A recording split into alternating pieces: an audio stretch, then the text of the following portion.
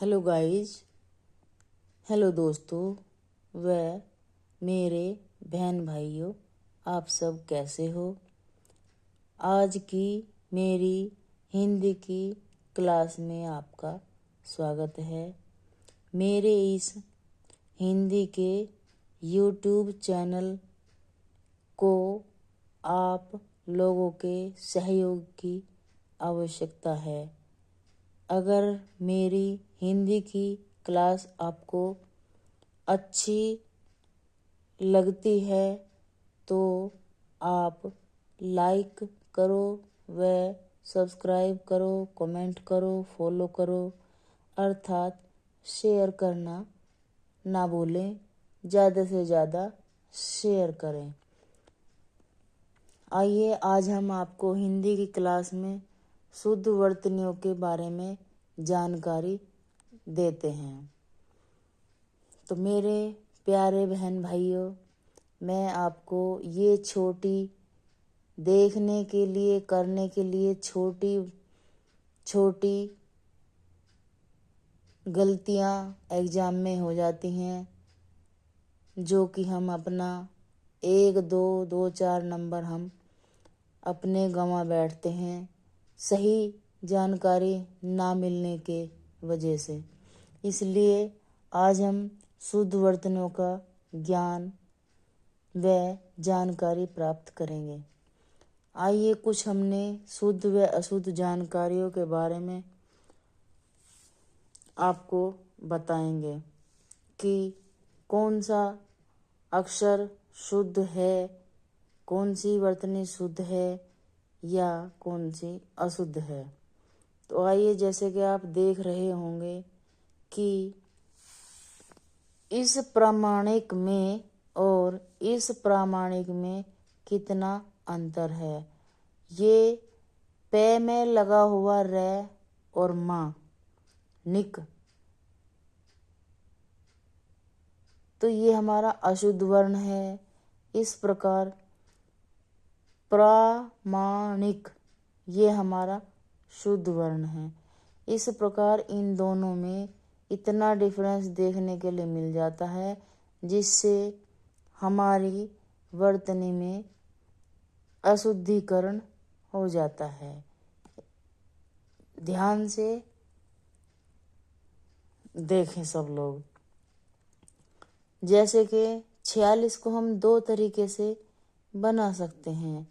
इसमें छोटी ई की मात्रा लगी हुई है और इसमें हमारी बड़ी ई की मात्रा का प्रयोग हुआ है। इस प्रकार यह हमारा 46 गलत है और ये हमारा 46 सही है। देखिए, छोटी छोटी गलतियां जो हमसे हो जाती हैं अनजाने में, जानकर कोई गलती नहीं होती, अनजाने में गलतियां हो जाती हैं, जिससे हम कमज़ोर पड़ जाते हैं और हम आगे नहीं बढ़ पाते।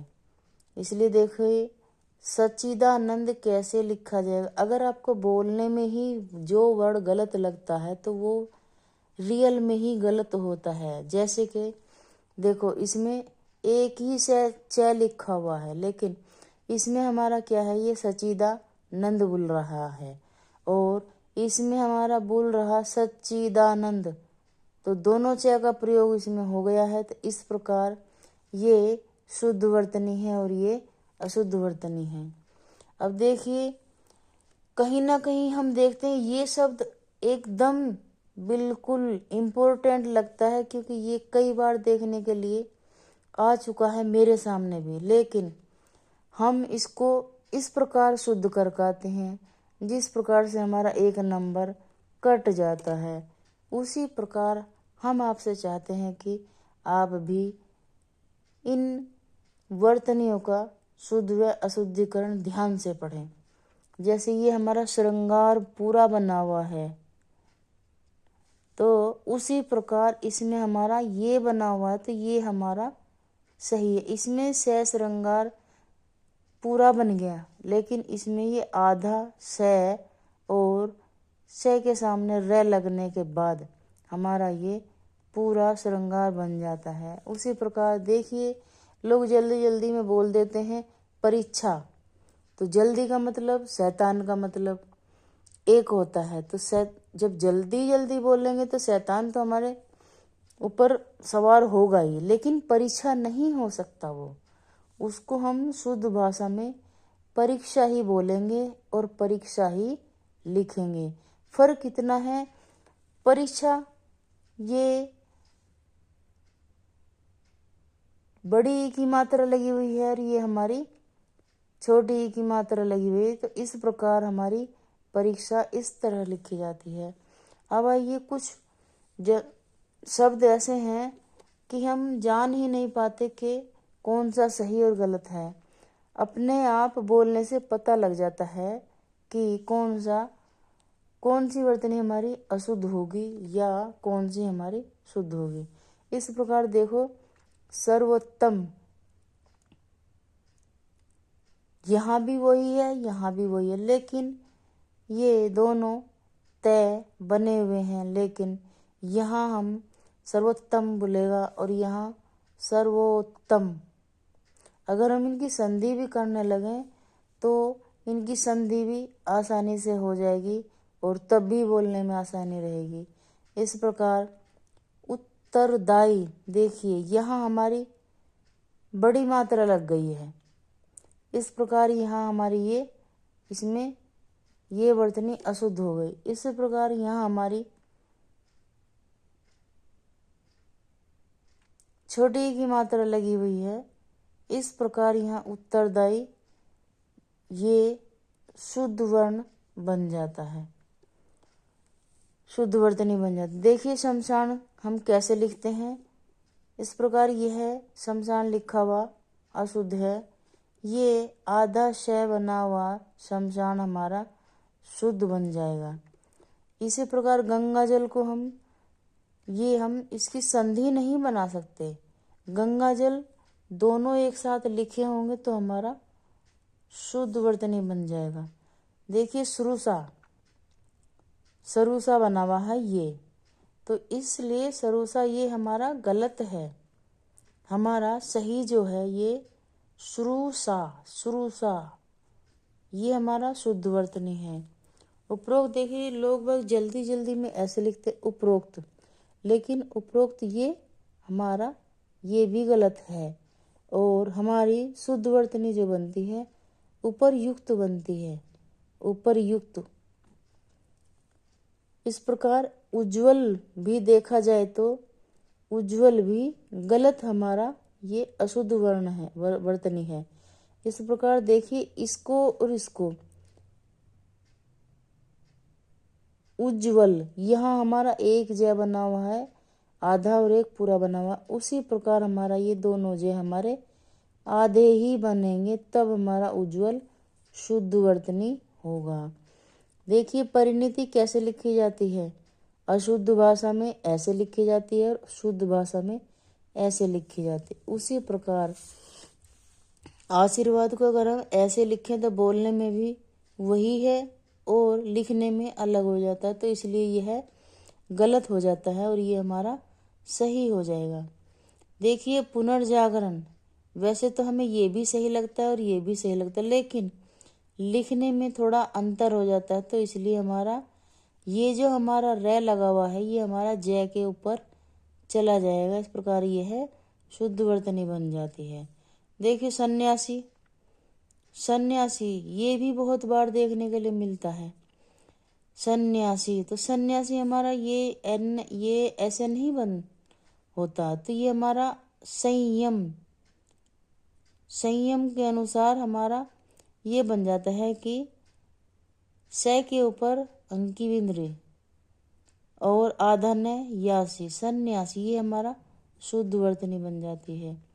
अब ये अनिर्वचनीय तो ये नहीं बोला जाता, लेकिन फिर भी हमारा बनता है अनिर्वचनीय।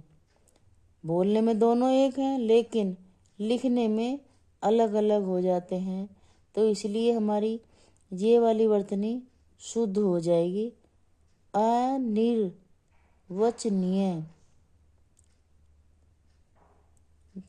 इसके बाद चरमोत्कर्ष, यह भी बहुत मोस्ट इम्पोर्टेंट वर्तनी होती है, अक्सर देखने को मिलती है।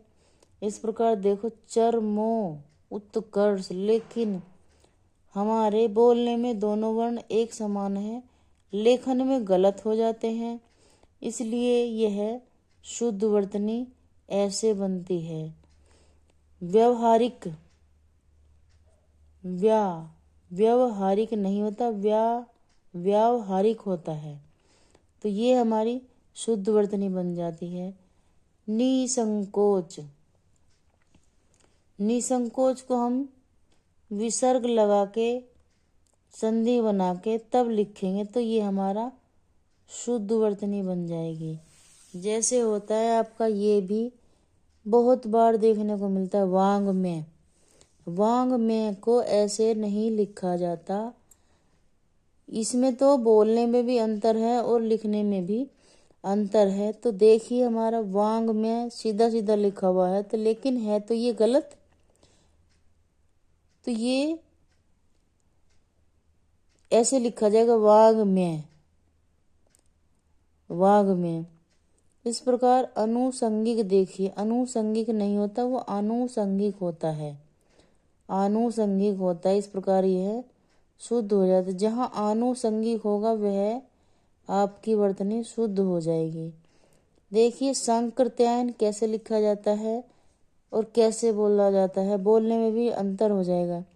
संकृत्यायन, सांस्कृत्यायन, और हम इसको बोल लेंगे सांकृत्यायन।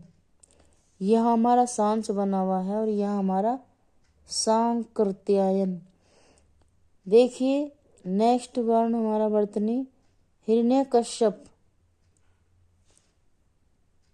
तो कश्यप, तो इसमें बोलने में भी अंतर हो जाएगा और लिखने में भी अंतर हो जाएगा। तो हमारा ये है कि हिरण्यकशिपु, जहाँ हमारा हिरण्यकशिपु है तो वह वर्तनी हमारी शुद्ध हो जाएगी। उसी प्रकार ज्योत्सना को ले लीजिए। ज्योत्सना एक ये नाम की संज्ञा दी गई है इसको।